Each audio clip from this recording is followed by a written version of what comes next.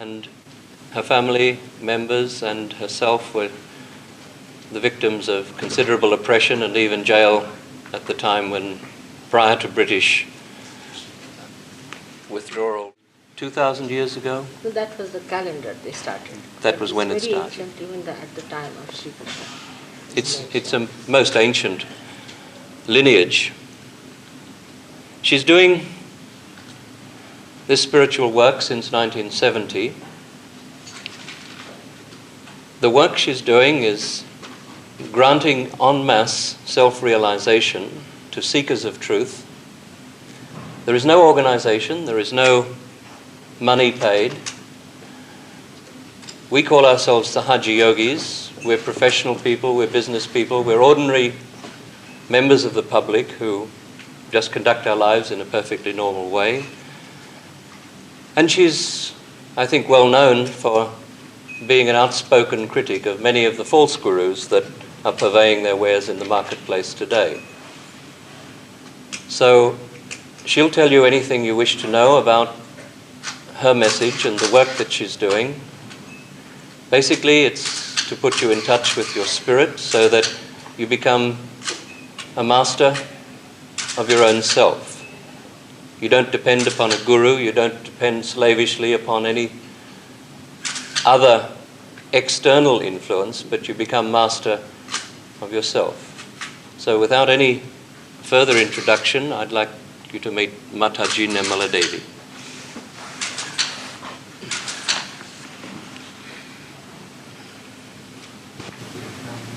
Now, I think we should have questions first. What is self-realization and how do you grant it? Self-realization is the epitome of our evolutionary process, which is a living process through which you achieve your higher self. Even Darwin, who was an atheist, did say that as human beings have come so far, they will achieve their absolute. So to achieve your absolute means to get self. The purpose of her life, the meaning of her life is only achieved when we get connected with the divine power, which is all pervading. Now one need not believe in the divine power, but you can see the manifestation of this living divine power when you see a flower becoming a fruit. All living work is done by this divine power. But we are not aware. At this human stage, we are not aware of it. But once this happening takes place, in your awareness, it's not just suggesting that you become something great or on mental level, but actualization of this experience is felt in your awareness, on your central nervous system. You can feel that you have become, again I say you have become, not told or brainwashed, but you have become collectively conscious. It's a state where you can feel yourself inside and others too. Now the knowledge of this is the knowledge of the roots.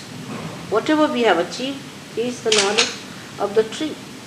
But if the tree outgrows itself from its root, then it may die. So it is time that we should find out about the roots. And to know about that, you have to become a settler. At this human awareness, you cannot understand. But sometimes it challenges the ego of people. You think, why not? I am such and such, what shouldn't I know? But you cannot. As you have to have a microscope to see things deeply, in the same way, you have to have this new awareness within this dynamic awareness. Of course, the nature of self is that it is collectively conscious, that it is the source of peace and bliss, that it is the truth and love. That's the nature. And you become that. You become. It's not only mental, but you really become. Because whatever is mental is artificial, man-made. And do you perceive this collective unconscious or this collective consciousness mentally? Yes, the unconscious becomes conscious. Means it comes into your central nervous system. It is within you. Everyone has said it. Christ has said it, Muhammad has said it, Buddha has said it, Mahavira has said it. Everyone has said the same thing. Like Lao Tse, then say Zen system, everything has said that you are to be born again. There has to be some transformation. They didn't tell us lies. But the trouble is people can use this for their own purpose and mislead others. That's a different point. But logically, the disciples or the seekers also must know that you must feel your own powers. You must feel yourself. Otherwise, what's the use of just following somebody where you achieve nothing of your own? What did you achieve is the main point you should see. And how do you grant this self-realization en masse? Yes, that's the only thing is new today, is that it can be done on mass level. That's why in India it is called as SahajaYoga. Formerly it was done for 1 or 2 days. But now on very mass level you can do it. We had once, they were there, 6,000 people in a village called Kudus. All of them got realized. In India it's very easy because they are not so complicated. But Indians take it for granted. They know what SahajaYoga is, they know what realization is. I mean, they are trained that way. Or I should say they are conditioned that way, that they understand it faster. But when the Western people get it, they are sometimes difficult. But once they get it, they are very deep. And they think this is the solution, the only solution for all the calamity. So they work it out very seriously, and really they are doing very good work.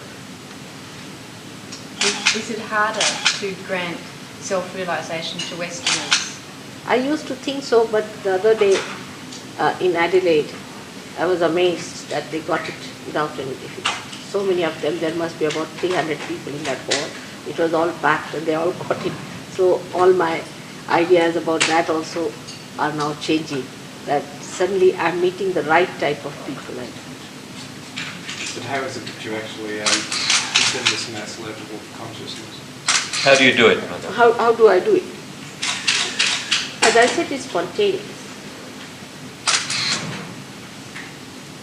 A seed, if you put it in the Mother Earth, it sprouts by itself. You cannot say how you do it. But because you are just ready for it. It's like one enlightened light can enlighten another light. Even if you put your hands towards me like this, you can get it. It's so simple. And then you can give it to others. Once you get it, you can give it to others. With due respect, we get a lot of Eastern visitors to Australia, with different brand or different types of religion. Who do we know? Who do we know is leading us, and who do we know is misleading us? See, you must use your brain for everything. God has given you a very good brain and logic. And logically you must reach proper conclusions about your realization. First of all, you must truly find out whether you want your realization or not. Because if some people want to fly in the air, then I can't give them. If some people want to have diamonds, that I can't do. Some sort of funny miracles that they do, all these tricks.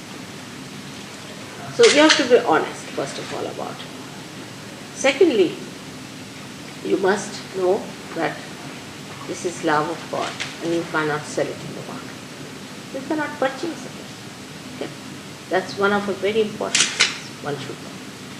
Because they pamper your ego in a way that you are purchasing your guru, that he is in your pocket. That's what one feels. But you cannot pocket the guru. Guru has to be higher than you.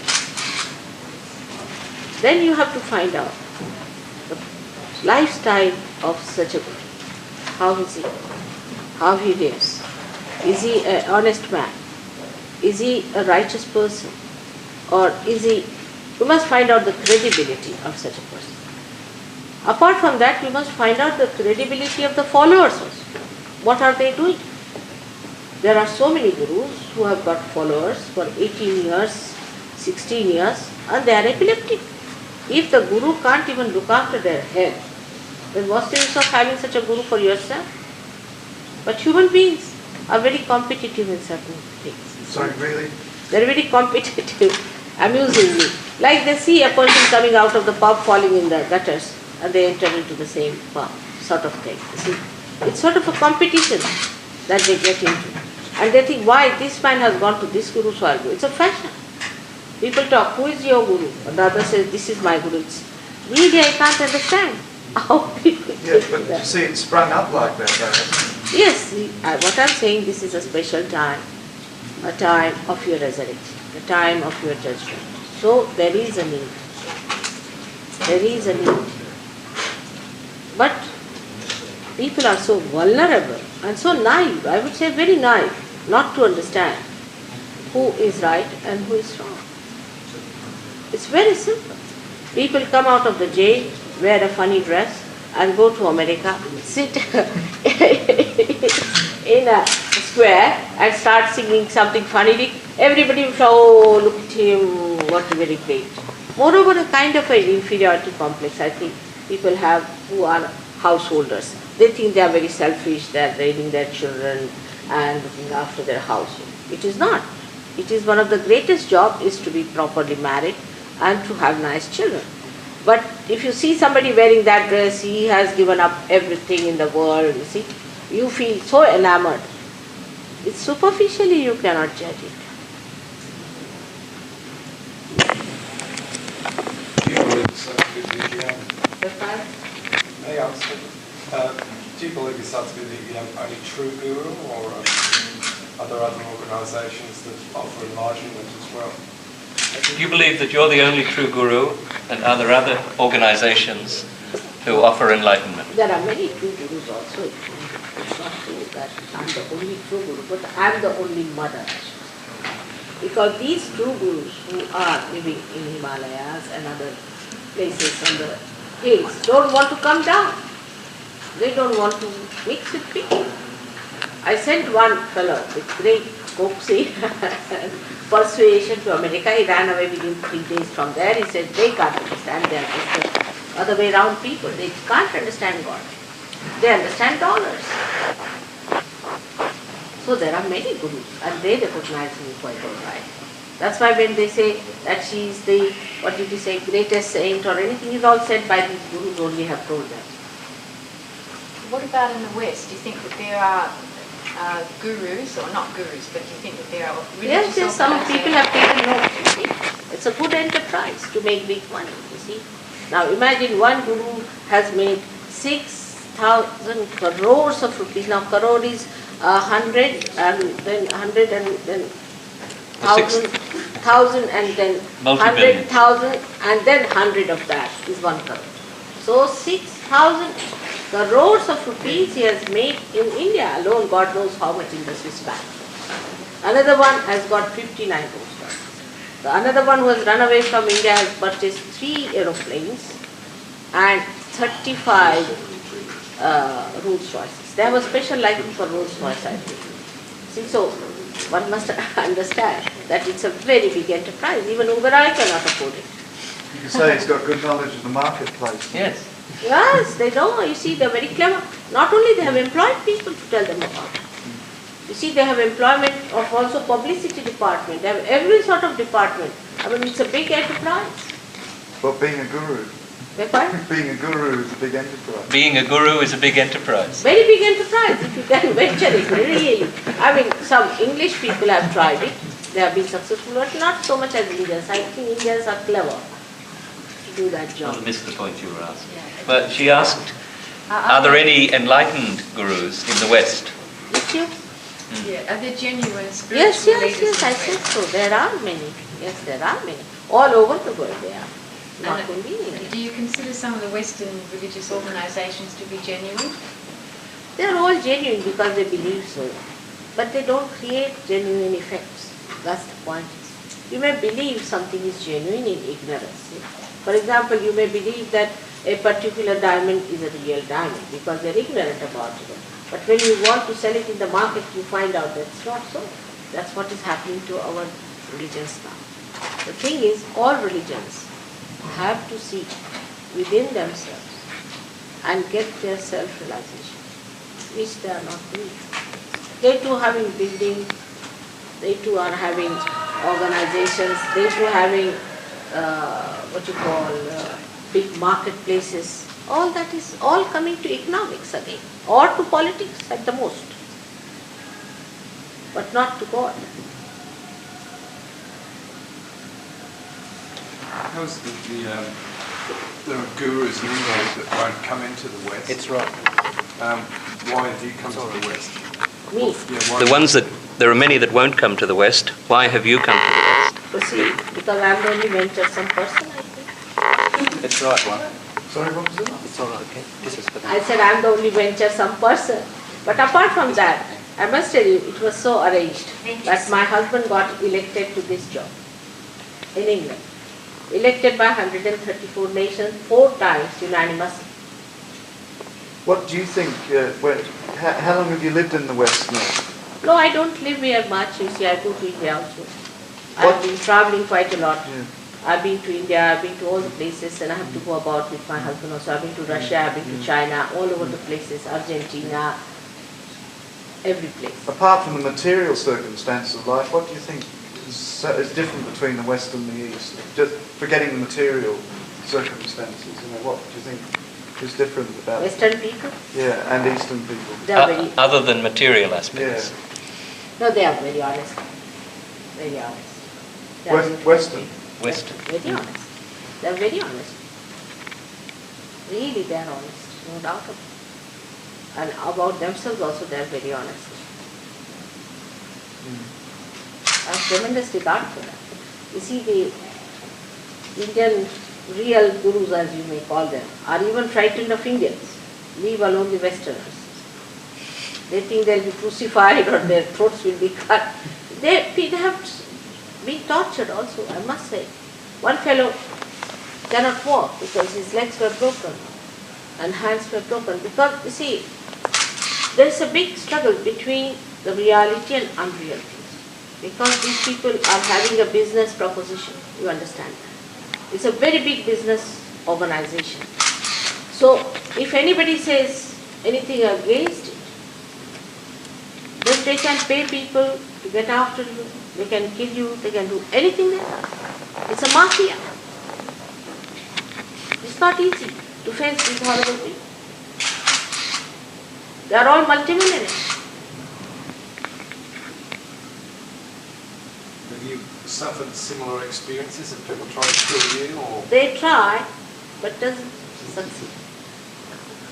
Yesterday only we had a meeting and there were 2 boys from this TM, I think paid by TM, whatever it is. They tried to be very funny. And I said, the whole public got after them and they ran away. They said, now you can't have it down in the manager policy you have got. Now you can't have it, so let us have it at least. So they went up. They try, it's all right. I expect all that. Can you just tell us something? Your yoga school it devolved from. It's not a yoga school. No.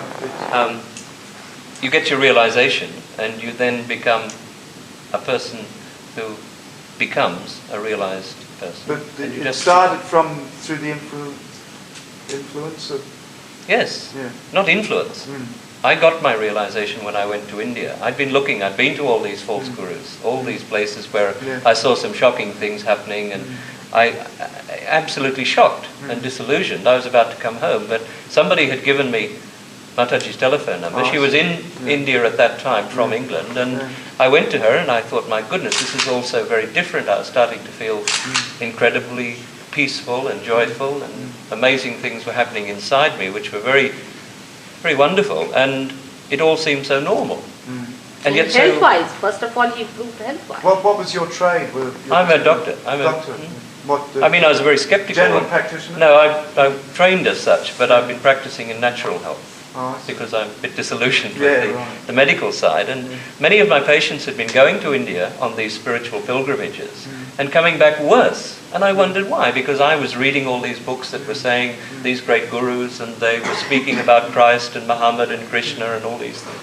And they were coming back in a worsened condition. So I thought the two things were at disparity. On the one hand, they seemed to be the spiritual masters. On the other hand, these people were coming back. But they had a very good rationalization. They'd say they were purifying themselves, or they were cleansing themselves, or they were going through some karmas, or something like that. So I couldn't sort it all out. So I went to India. I stayed there a few months. And finally, I met Mother. And it seemed so logical and so sensible and so scientific. I mean, it agrees with all the medical science. It underpins medical science. I've in also fact. studied medicine. Yeah. It was quite incredible, and now it just seems So so you do easy. some yoga practice as part of your daily routine, do you? Meditation in a very simplified form. When you feel this cool vibration on your hand and above your head and over your body, you know that you're in meditation. That's it. That's it. Do you do any sort of asanas? or Not anything? many. Just a few if you've got a specific problem. Yeah. You see, it depends on, it's very scientific. It depends on where you have a problem. Say, for example, you have a problem in your stomach. Now, you have to do certain exercise for that, for a short time, till you get rid of it. Or maybe that you have to say certain mantras for that, to excite or to awaken that part within you into liveliness. That's how, it is very scientific. But gradually you know it, so easy it becomes, the whole thing becomes so easy. Because when you are expanding towards the periphery, the whole thing becomes complex. But when you integrate towards the center, then everything is very simple. You have to deal with simple principles. And once you know how to manage that, for example, balance. Balance in a person is very important. Balance in a person is not dealt with in, say, in medical science. While we have one medical science, then we have psychologists, we have this and that, we have one doctor for one eye and another doctor for another eye. Here is one person who is the one who cures you, he diagnoses you, he gives you realization. It's everything. The laboratory, the complete instrument is human being. And this is created by God within you beautifully. It's all there. Just to be connected to the means. That's all. It's already there. I mean, nothing fantastic for me because I know it is there. But once you get it, you are amazed how you have started working it out. Because we are not aware of ourselves. Every one of you can get it. Every one. How did you develop the self-realisation? Were you born with it, or? I was born. So, from the day you Yeah. were born, you know? When did you know that you had been born with it? When did you discover it? You see, it is like if I ask you a question, when did you discover you are a human being? You won't be able to say. It's simple as that. See, I was quite aware of it. When you say self-real, I mean, I know I'm a human being. I mean, what do you mean by self-realisation? You can. Everyone can get it. As long as you are a human being, you get it. That's all. It's a higher level of awareness than human awareness. You're not using your thinking brain, you're not using your emotional brain, you're using what is basically the all-pervading power of God, the unconscious about which That is reflected within you. Jung spoke about. You see, it is reflected within you as Kundalini. We call it, in Sanskrit language, it is called as Kundalini. But this also word is so terrifying to people, those who have read about Kundalini, they get a fright. She is your mother, the one who has to give you the rebirth. Now there are people who have written so many, such big books without knowing where the Kundalini lies. Right. Imagine. Absolutely vague. Now you can see it in some people, pulsation of the Kundalini. We have got also on videotape some of these things when we saw on some people where there was obstruction, the pulsation. The pulsation, you can see sometimes this triangular bone sacrum just pulsating. But imagine this thing was called as sacrum, means sacred. And I asked the Greek people, I said, why did you call it sacrum? They said, we had a report with the Indo-Aryan group much before Alexander went to India, and they told us that this bone is the sacred bone. if you burn the bone is so ossified that it's the last one to burn. Yeah, so you need a very high temperature to burn. You worked with Gandhi, didn't you? What were your impressions of Gandhi? What are my impressions? Yeah. Oh, he was a very great man, very much needed at that time. And if he had survived, he would have supported SahajaYoga out and out, no doubt about it. So, If he had survived, he would have supported SahajaYoga out and out. how much contact did you have with Gandhi? It's quite a lot. As a child, I was very close to him, and he used to call me Nepali. Because according to my features were more Nepali, my complexion was Nepali. He used to call me Nepali. I'm very affectionate towards children, very affectionate. Otherwise, he was a hard taskmaster himself, towards himself and towards others. But very kind gentleman as far as the children were concerned. And you could even overrule him by sweetness. I mean, supposing he says, I don't want to have any juice just now, you can say, Bapu, have a little bit. Otherwise, we won't have, or something. It would just melt away. So sweet inside. Have you seen the film version of it? Yes, I've seen. What did you think of it? Film is very good. I mean, it's very good. You think it's accurate? Yes, very good. It is very accurate, but in some ways, you see, I would say that, for example, Gandhiji, see, was an Indian. And the Indian style of talking is rather different from what you people talk, because you're very intelligent people and sharp-witted. You see, you know words and you're very well read. So you say few things in a very sharp way, immediately you answer in a way that is very, I should say, acute, absolutely.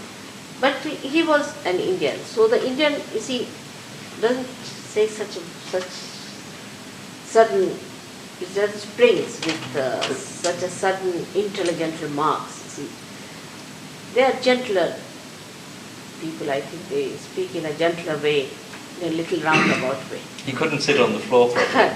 That also you could find out that he couldn't sit properly on the floor. That's one, but that's not so important. What I felt was the He did in the film.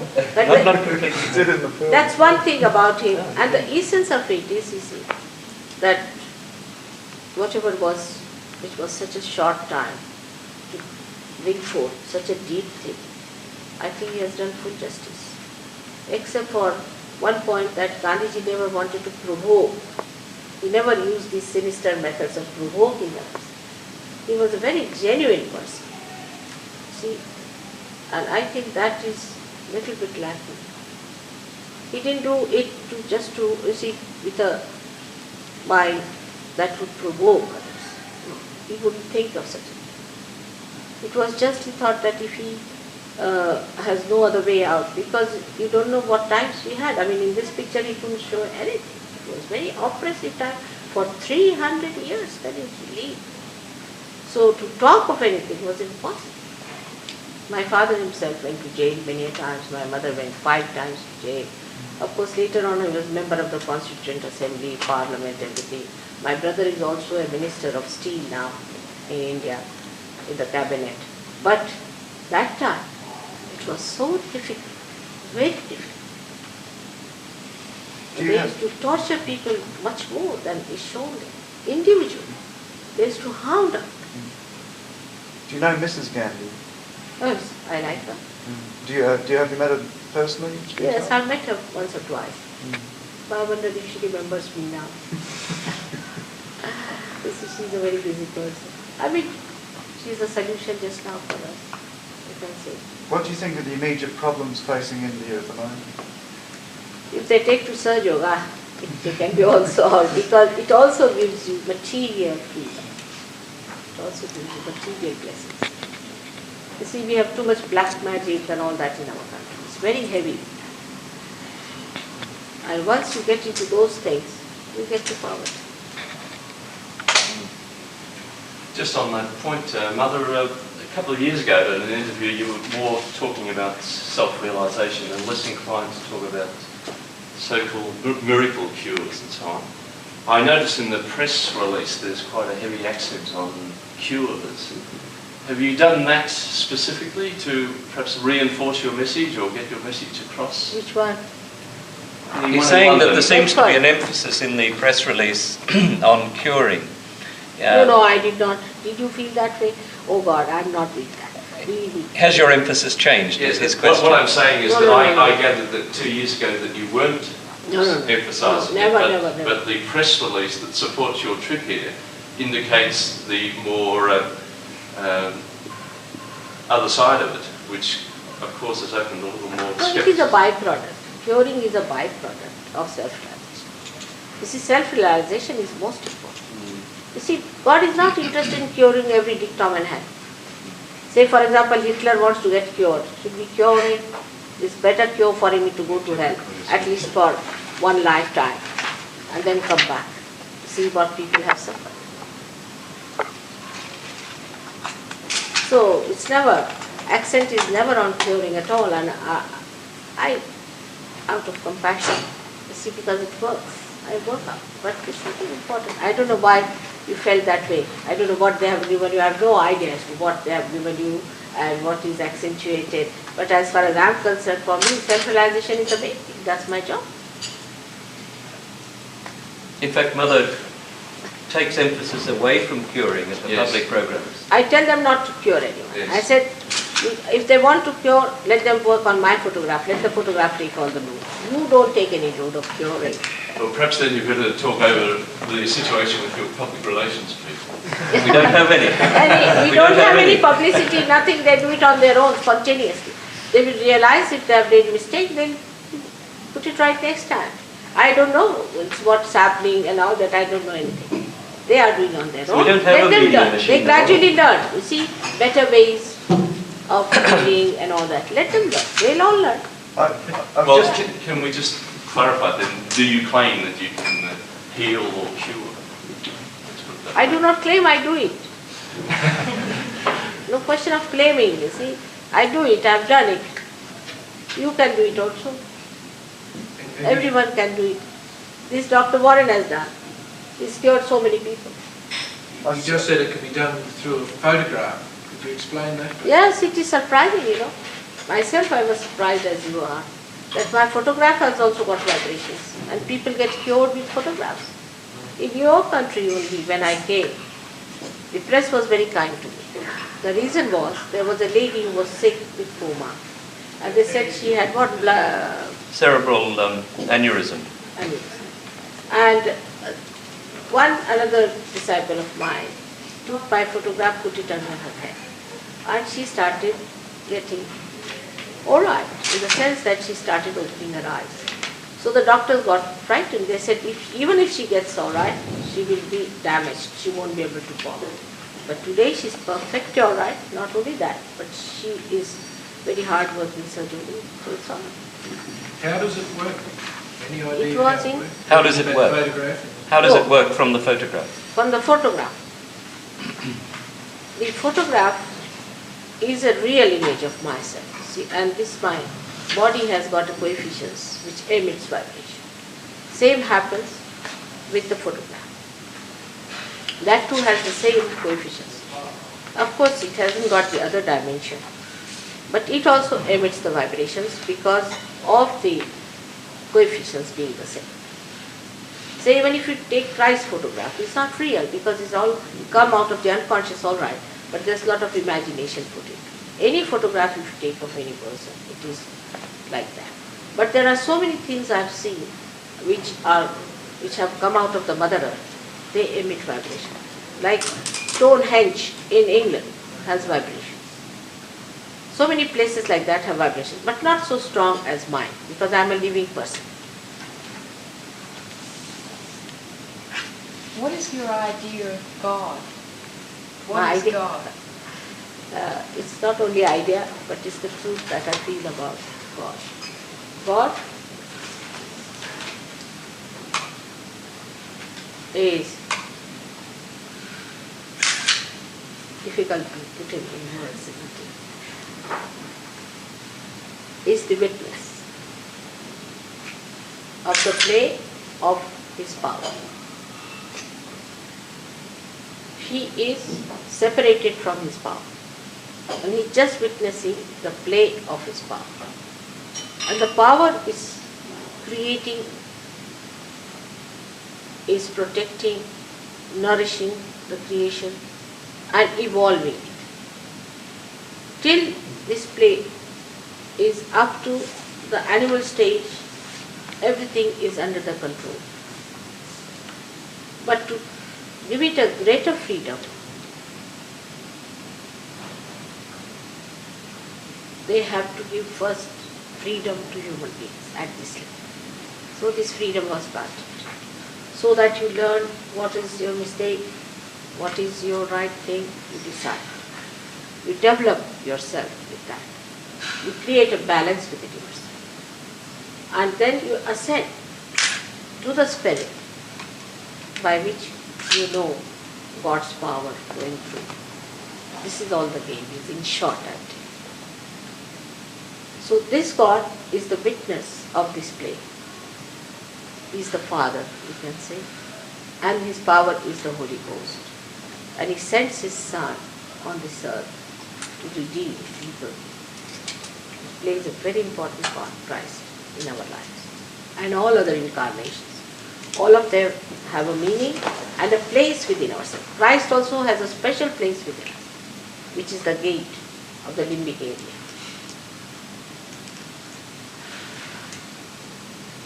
So you're a Christian as well as being an Indian? Oh, I'm not a Christian in the sense that I don't belong to the church. Neither I'm a real Hindu, Christian, everything, because they are all based on the same principle of God. See, these are all flowers who were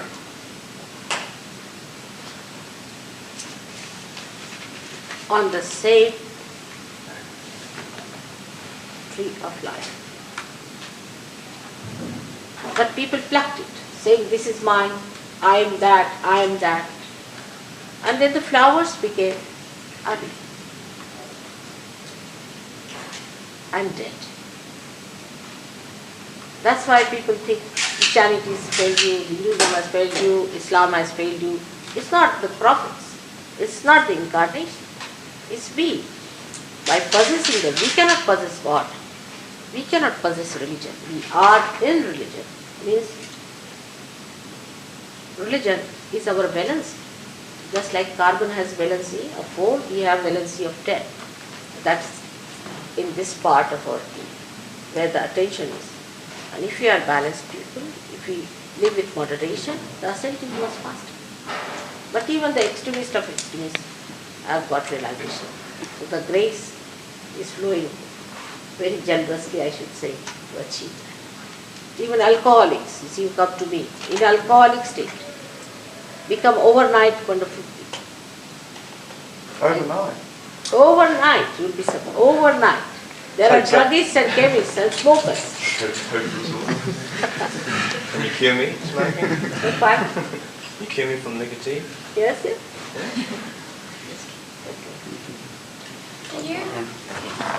Do you consider yourself to be a saint or a prophet? Or What is the relevance of this question? well, I just don't understand. Every one of them are asking, do you consider? If I was not considering myself, I would have worked like this. Do I think I'm a thief? Or what I think myself? You see, it's a funny question, isn't it? You just tell me. I don't understand the relevance. Because every one of them are asking these questions to me. Do you think? So what is it? I must be thinking something about it. I must be aware of myself. Otherwise, I won't take up this course. See now, I have a husband who loves me very much. I have a very comfortable house of my own. I have my own children and grandchildren. Now, I don't get anything out of this field, except that I have a satisfaction that I am sharing my joy with all of you. Alright? Now, unless and until I am aware of myself, do you think I will do such a thing? Any one of you will do this thing without getting anything out of it? Can anyone in this world can do such a thing? Tell me. Without any purpose. Well, I think somebody just called you the greatest living saint. And yes, the I mean they can call me anything, you see, but what I am saying, that, you see, asking this question, supposing I say, yes, I think so, then you will say she's very ego-oriented. All right. If I say I don't think so, then say she's definite. You see, it's a very funny thing, you know. So it's like it's a question that is irrelevant unless and until I'm aware of it. Why will I do this work? I suppose in the West we think of saints with halos around their head, you see. Yes, you can see that also if you become realized souls, you do. You will see that. Many see that. I will show you one photograph. Have you got that? Better see. Oh, there, that one. Just see this photograph. Can you explain? Sorry? This photograph, I'm sitting in a Can you village explain it? outside, and these 7 times this light fell on me. Have you seen Christ praying in the garden? Yeah. And this is the photograph. See now. Oh, yeah. There are many other things people have seen in my photographs. There's one photograph where they have seen lights coming out of my fingers, my toes. They have got these photographs. So for you, Couldn't that just be a reflection from a glass or no. something? This happened 7 times, and when I put down my head, none of them could see at that time. It's not no reflection. Ask the photographer if he can explain. All artificial gurus would try this trick, you see. I understand you began teaching self-realization to people in 1970. Is that right? Or? No, not self-realization. I had human realization. Right. I understood human beings at that time. They are very complicated, I must say. So many permutations and complications. And I had to study them thoroughly.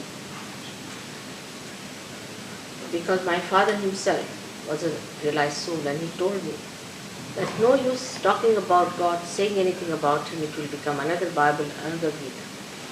You have to find out a mass realization method. It has to work on masses. And also you have seen any discovery which is not used for masses is wasted. And he said otherwise, same thing will happen. You will be crucified, or they will kill you, it will be finished. And I knew I had come for this work, to achieve that. So I had to study, work it out, the method by which our mass evolution could be achieved. And when I did it, I would say it was my human realization, in the sense that I found an opportune time to start.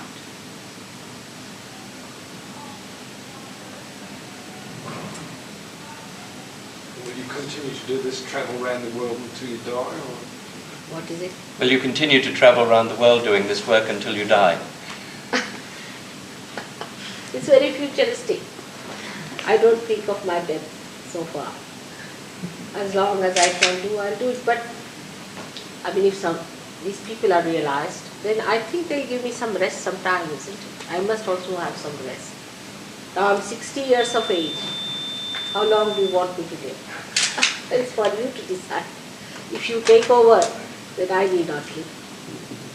You spend most of your time in London now, do you?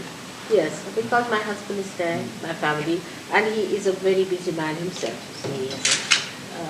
But where did you come from originally in India? Fine. Where did you live originally in India? Originally near Ahmednagar.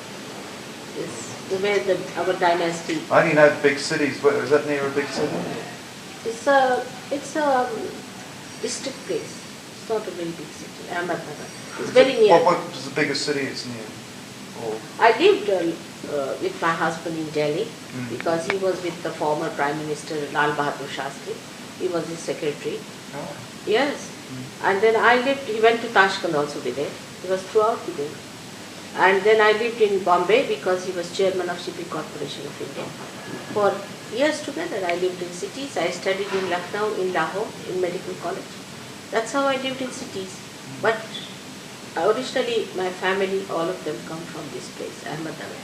I was born in a small little hill station which is on the Tropic of Cancer.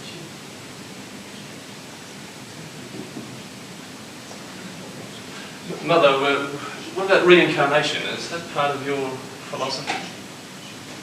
Is reincarnation part of your philosophy? Reincarnation. Of whom? Of everybody. When we physically pass away, do we return as you mean human being? Yes. Of course, of course. Perhaps then you could look at another situation. One of the mysteries of life, there are many people who appear to be honest, sincere and work hard, who suffer enormous tragedy and so on, and then there are other people, I could name a couple but I won't, who seem to flow through but are not necessarily liked by their, by their fellow human beings. Is there a reason for that? Perhaps attached spirits or something like that? Going to false gurus is very dangerous. It's extremely dangerous. It's not so superficially to be treated. You see, money I don't mind, because if there are thugs, all right, there are so many thugs, we have mafia, we have all kinds of things. It doesn't matter. Let them be big thugs. But it's not so simple as we think. It's very deep. See, they can bring forth all the diseases which are incurable within us.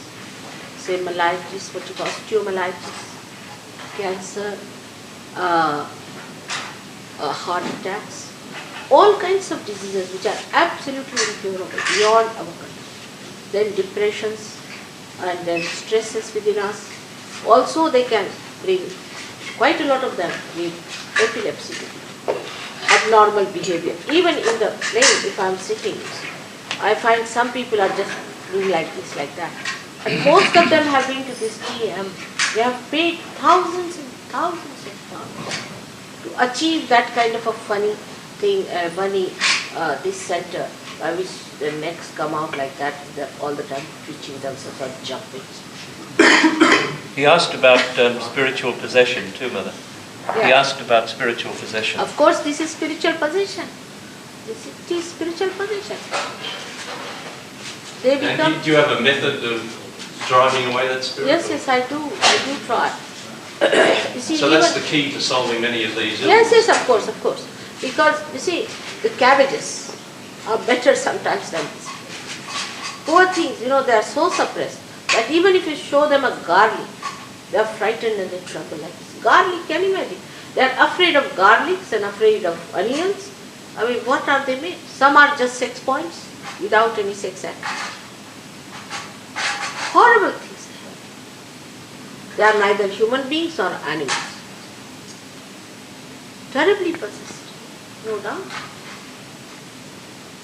They can be cured. Absolutely. We have cured so many like that. You can meet so many. You won't believe even that they are being like that. There's one gentleman here standing, you can see it. He was a flyer in TM. What's a flyer? See, they levitate. Oh, they levitate, so called.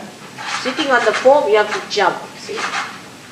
And then you think that you are flying. And then you get possessed. And they just start sitting down, they just come out of their seats. See, as if somebody ejected them out.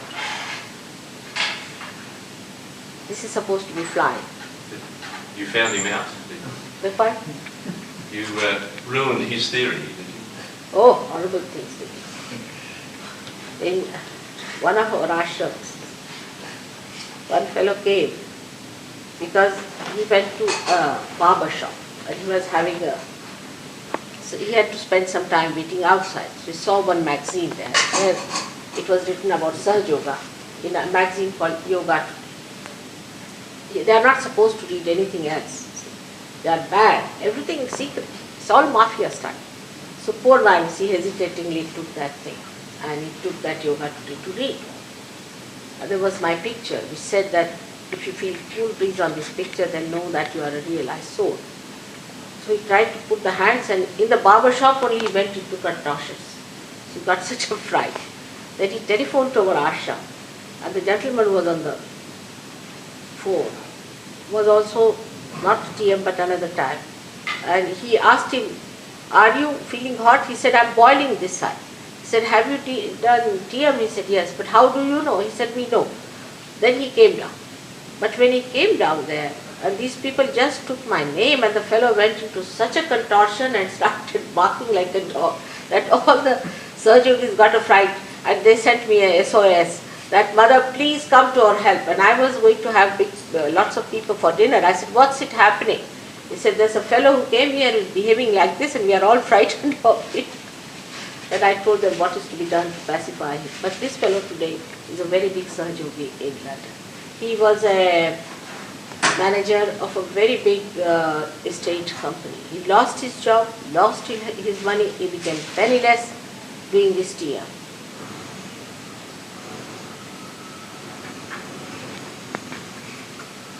But now I am told this Rajneesh is coming to your Australia to bless you all. Sorry, This fellow Rajneesh, who is ousted from America, The orange people, they call the it. orange people, he's trying to come here. So be careful. The government's already He's tightening up bought its only regulations. 36 Rolls Royces and 3 aeroplanes. I don't know what his ambitions are out of Australians. He's been thrown out of India. Now they've Not got thrown a out, he ran away.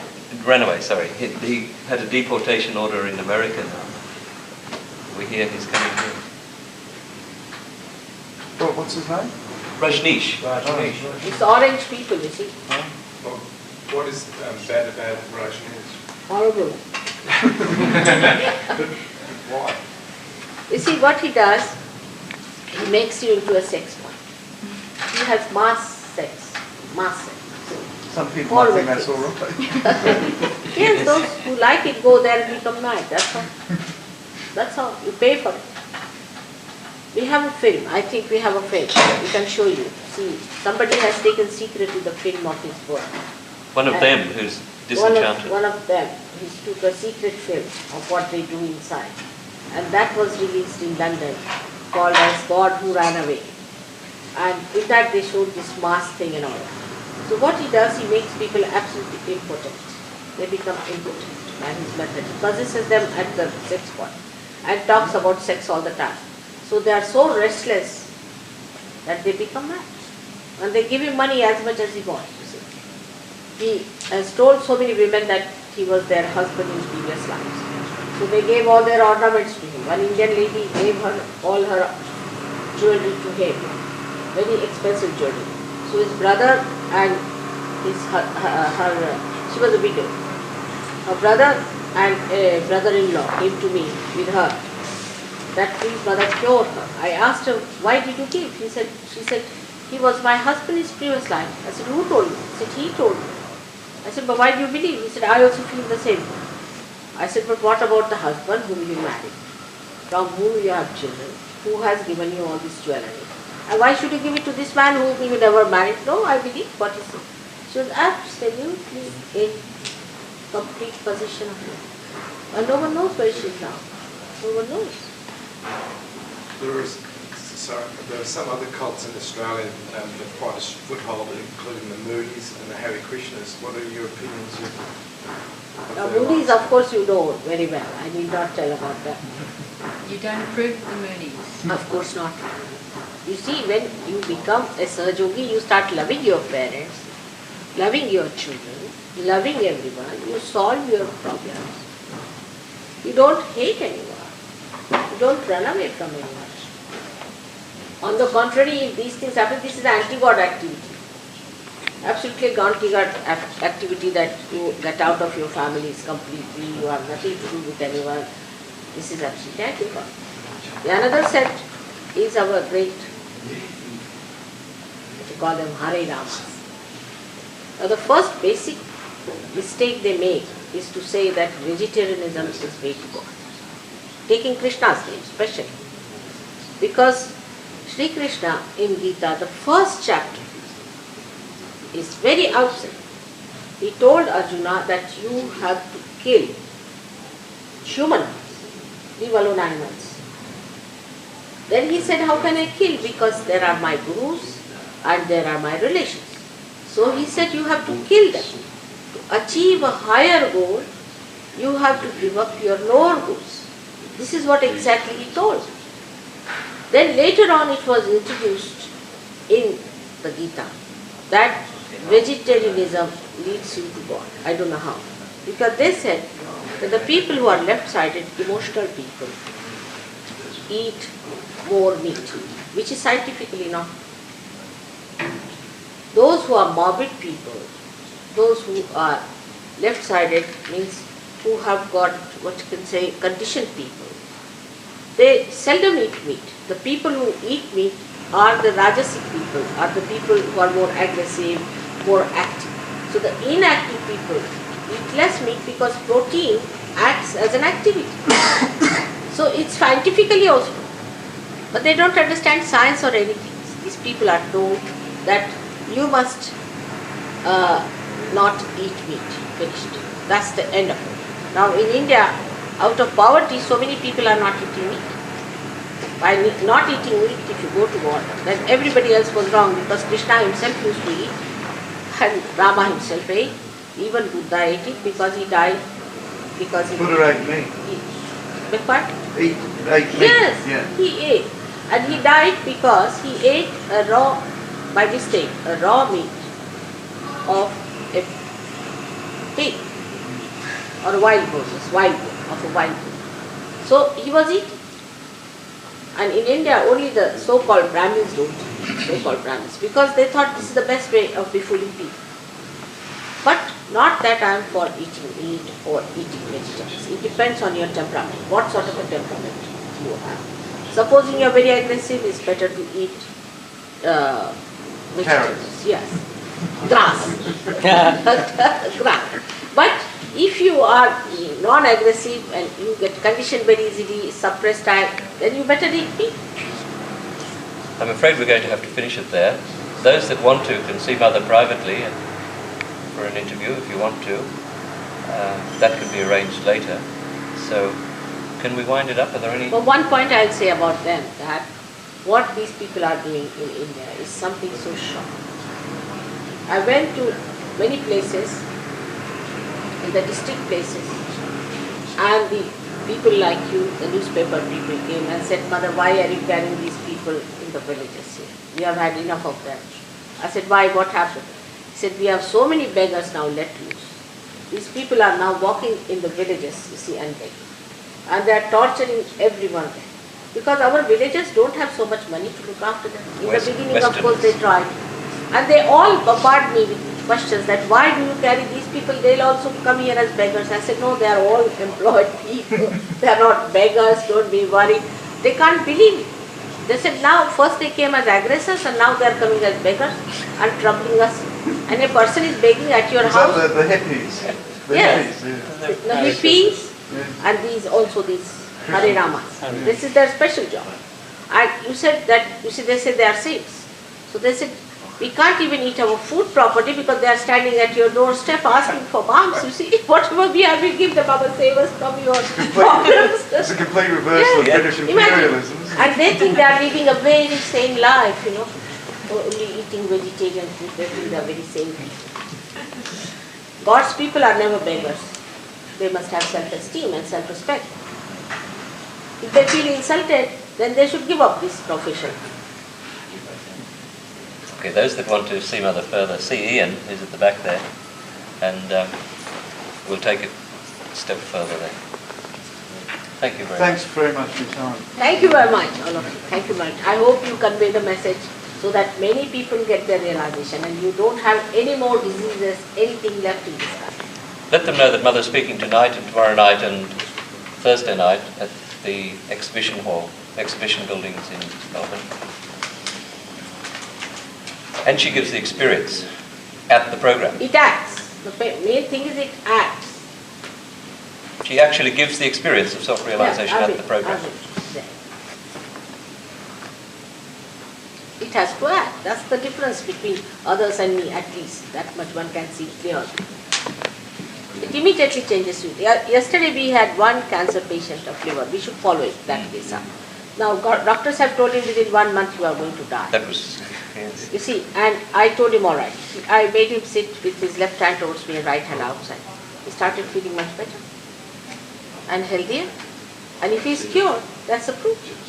And it's happened many times under medical supervision. I've also cured our president, Mr. Sanjeev Reddy. If you want, you can write to him and find out of his cancer.